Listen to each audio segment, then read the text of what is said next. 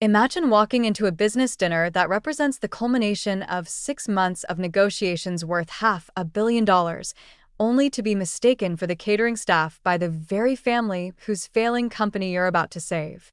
That humiliating moment of racist assumption became the turning point when tech CEO Naomi Bennett decided that no amount of money was worth compromising her dignity or doing business with people who saw her skin color before they saw her credentials. What happened in that Manhattan penthouse during what should have been a celebratory dinner didn't just cost the prestigious Ashworth family their last chance at salvation. It sparked a conversation about how racism operates in elite business circles, about the price of self-respect, and about what happens when powerful people finally learn that their privilege and wealth can't insulate them from the consequences of their prejudice. This is the story of a woman who proved that walking away from disrespect is sometimes the most powerful decision you can make, even when it costs hundreds of millions of dollars. Naomi Bennett built her company Quantum Solutions from a startup in her garage to a technology powerhouse specializing in AI-driven business analytics and operational optimization. Over 15 years, she'd grown the company to annual revenues exceeding $2 billion, with major clients across healthcare, finance, and manufacturing. At 43 years old, Naomi was one of the few Black women to achieve billionaire status through building and scaling her own company rather than through inheritance or marriage. She'd done it despite facing constant skepticism from investors who questioned whether a Black woman from a working-class background could lead a sophisticated tech company, despite being passed over for opportunities given to less qualified white male founders, and despite navigating business environments where she was routinely the only Black person and often the only woman in the room. Naomi's success wasn't just personal achievement. It represented possibility for everyone who'd been told they didn't belong in spaces that had historically excluded them, and she took that responsibility seriously by mentoring other women of color in tech and investing in diverse founders through her venture capital fund. The Ashworth family represented old money and older attitudes. Their company, Ashworth Industries, had been a manufacturing and real estate conglomerate for 4 generations, built on connections and inherited wealth rather than innovation or adaptation to changing markets. By 2024, Ashworth Industries was hemorrhaging money as their outdated business practices failed to compete with more agile companies.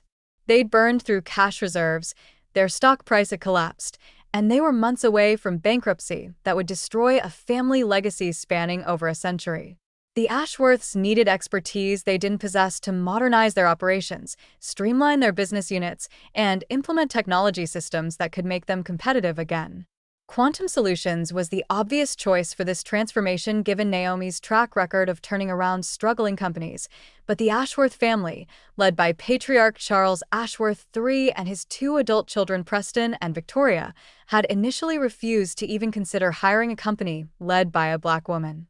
They'd approached several other firms first, all led by white men, but those firms had either declined the project as too risky or quoted prices the Ashworths couldn't afford given their financial situation. It was only after 6 months of deteriorating conditions and increasingly desperate circumstances that the Ashworths reluctantly agreed to meet with Naomi. The initial meetings had been coldly professional, with barely concealed skepticism from the family about whether Naomi really understood their business or whether her company could deliver results. Naomi had dealt with racist skepticism her entire career and knew how to let her work speak louder than any defense she could offer. She'd presented a comprehensive analysis of Ashworth Industries that identified exactly where they were hemorrhaging money, which business units should be sold or shut down, how to restructure their remaining operations, and what technology implementations would optimize everything from supply chain to customer service. Her proposal was so thorough and her track record so strong that even the Ashworths couldn't deny she was their best and possibly only option for survival. After lengthy negotiations, they'd agreed to a $500 million contract where Quantum Solutions would lead a complete operational transformation of Ashworth Industries over 3 years with performance bonuses if certain targets were met. The deal was scheduled to be finalized at a dinner at the Ashworth family's penthouse on Manhattan's Upper East Side, a celebration and official signing ceremony. Naomi arrived at the Ashworth penthouse dressed in an elegant designer suit appropriate for the business occasion. She was 15 minutes early, as was her habit for important meetings, and she pressed the buzzer at the private elevator that accessed the penthouse. The housekeeper who answered the intercom told her to come up, and Naomi rode the elevator expecting to be greeted by the Ashworths or their assistant for final review before other attendees arrived. When the elevator opened directly into the penthouse foyer, she found herself in the midst of preparations for the dinner, with catering staff arranging place settings and bartenders setting up a bar. Victoria Ashworth swept through the space giving instructions and stopped when she saw Naomi standing by the elevator. Without any greeting or recognition, Victoria snapped at Naomi, asking why she was standing there doing nothing when there was work to be done, and instructed her to go help in the kitchen immediately. The assumption was instant and obvious. Victoria had seen a black woman in the penthouse and immediately assumed she must be part of the catering staff rather than considering any other possibility. Naomi felt the familiar sting of racism disguised as innocent mistake. She could have immediately corrected Victoria, announced who she was, and turned the moment into awkward apologies. But something made her pause. She wanted to see how this would unfold, how long the Ashworths would continue treating her as invisible help, what they would say when they thought she was just another service worker with no power or importance. Naomi said nothing and walked toward the kitchen as directed. For the next 20 minutes, she observed as the Ashworth family prepared for the dinner that was supposedly in her honor. She watched Charles Ashworth III complain loudly about having to do business with that Bennett woman who he was certain would fleece them and probably not even deliver results because affirmative action types were always overrated. She heard Preston Ashworth tell his father not to worry because they'd hire Quantum Solutions to get the initial work done, then find a reason to terminate the contract before paying the full amount, essentially planning to steal Naomi's intellectual property and expertise without proper compensation. She listened as Victoria discussed with her brother how uncomfortable it was having to pretend to respect someone so clearly beneath their social class, and how they couldn't wait until the business relationship was over so they could go back to never thinking about people like that. The racism was casual and confident because the Ashworths believed they were speaking privately among themselves and trusted staff who they assumed shared their prejudices, or at least knew better than to challenge them. They had no idea that the woman they were discussing with such contempt was standing in their kitchen in earshot of every word. Naomi felt anger burning in her chest, but kept her expression neutral as she continued to observe. She thought about the 6 months of work her team had invested in analyzing Ashworth Industries. She thought about the $500 million at stake and what that contract would mean for Quantum Solutions. She thought about how walking away would cost her company significant revenue and potentially make her look unreliable to other potential clients. But she also thought about her grandmother, who'd worked as a housekeeper for wealthy white families and endured their casual racism because she needed the job to survive. She thought about her daughter, who was watching how her mother navigated these situations and learning what self-respect looked like. She thought about every Black professional who'd been forced to tolerate disrespect because economic necessity left them no choice. And Naomi realized that she did have a choice because she'd built enough success and security to walk away from people who didn't deserve the gift of her expertise. The moment of truth came when the doorbell rang, announcing the arrival of the lawyers and other parties involved in finalizing the deal. Victoria went to the door and greeted them warmly, then asked where Ms. Bennett was since she should have arrived by now. The lead attorney looked confused and said that Ms. Bennett's assistant had confirmed she'd arrived 15 minutes ago. Victoria insisted that was impossible because Ms. Bennett wasn't in the penthouse, and the attorney pulled out his phone to call Naomi's assistant. That's when Naomi walked out of the kitchen, still wearing her elegant suit that should have made her identity obvious from the moment Victoria first saw her. The shock on Victoria's face was almost comical as she realized what had happened. Naomi looked directly at Victoria and said calmly that she had indeed arrived on time as scheduled, but had been directed to the kitchen where she'd spent the last 20 minutes listening to the Ashworth family discuss their contempt for her and their plans to cheat her company. The room fell completely silent as everyone processed what Naomi had just revealed. Charles Ashworth immediately went into damage control mode, attempting to dismiss his comments as being taken out of context and insisting they had the utmost respect for Ms. Bennett and her company.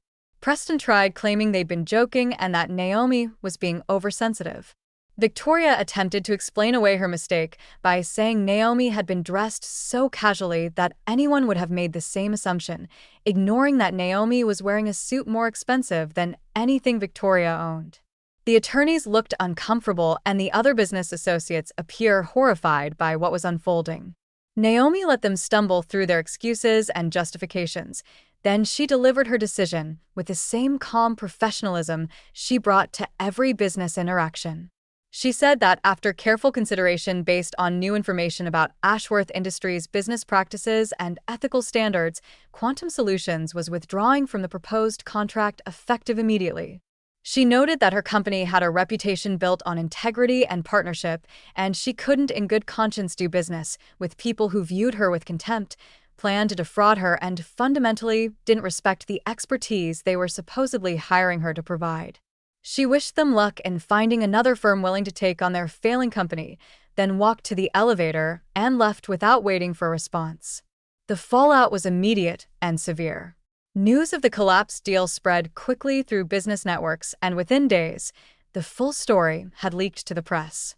Naomi's decision to walk away from $500 million rather than tolerate racism became a major news story that sparked intense debate. Some people praised her for refusing to compromise her dignity, regardless of financial cost. Others criticized her for being overly sensitive and throwing away a massive contract over hurt feelings. Business analysts noted that her decision sent a powerful message that even economically vulnerable parties like companies seeking turnarounds had limits to what they tolerate. Civil rights advocates celebrated her action as an example of how to confront discrimination from a position of power rather than accepting it out of economic necessity. The Ashworth family attempted their own public relations campaign claiming they'd been misunderstood and were the real victims of reverse discrimination, but their narrative fell apart when multiple former employees came forward with stories of similar racist treatment over the years, and investigative journalists uncovered evidence that the family had repeatedly discriminated against Black vendors, contractors, and employees throughout their company's history. Without Quantum Solutions' intervention, Ashworth Industries continued its death spiral. They approached other consulting firms, but found their reputation so damaged that no reputable company wanted to be associated with them. The firms that did express interest quoted astronomical prices, knowing the Ashworths were desperate and had no leverage. Within 8 months of the canceled dinner, Ashworth Industries filed for bankruptcy. The family's century-old legacy ended not because of market forces or bad luck, but because their racism had cost them their last opportunity for salvation. The penthouse where Naomi had been mistaken for catering staff was sold to pay creditors. The Ashworth name that had once commanded respect in business circles became synonymous with a kind of outdated prejudice that had no place in modern commerce. Charles, Preston, and Victoria all gave interviews attempting to rebuild their reputations, but the damage was permanent because the story had crystallized something important about consequences and accountability. For Naomi and Quantum Solutions, the short-term financial loss of the canceled contract was real but manageable. What they gained was worth far more than $500 million. Naomi's willingness to walk away from disrespect rather than compromise for profit earned her enormous credibility and respect from potential clients who wanted to work with someone who valued integrity over convenience. Within 6 months, Quantum Solutions had signed 3 new major contracts that together exceeded the value of the Ashworth deal, and all 3 clients specifically mentioned that they chose Quantum Solutions because of the values Naomi had demonstrated. Black professionals across industries shared the story as an example of refusing to accept treatment that diminished their humanity, regardless of economic incentives to stay silent. Young Black women in business programs studied the case as an example of how to navigate situations where racism and economic opportunity collided. Naomi used her expanded platform to speak about the calculation Black professionals constantly make about whether tolerating disrespect is worth the economic benefit, and how her financial security had given her the freedom to make a choice many people in more vulnerable positions couldn't afford to make. The deeper lesson that emerged from Naomi's decision wasn't just about one interaction between one CEO and one racist family. It was about how power dynamics were shifting in ways that old money families like the Ashworths hadn't recognized or adapted to.